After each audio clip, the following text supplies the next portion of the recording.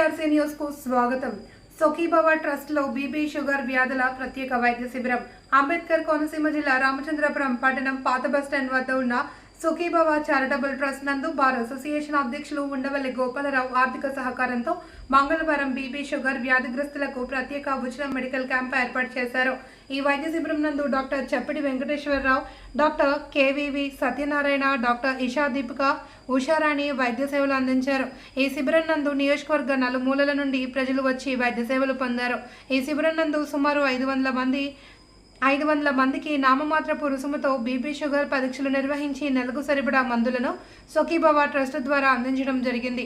ఈ సందర్భంగా trust chairman Nagireddy Venkanna మాట్లాడుతూ ప్రతి నెల 4వ మంగళవారం మెడికల్ క్యాంప్ పెట్టడం జరుగుతుందని ఆయన పేర్కొన్నారు. ఈ కార్యక్రమంలో నేదూరి శేషగిరి, యాగా రాంబాబు, యాగా దుర్గారావు, నేదునూరి శ్రీనివాసరావు, పాస్టర్ సూర్యప్రకాష్, దండుబోయిన త్రిమూర్తులు, నక్కా చంద్రరావు, కొయ్య బంగారు బాబు, యాండ్రా బుల్లియబ్బులు, జగ్గంపూడి కృష్ణ, భరతముని రాజు తదితరులు పాల్గొన్నారు.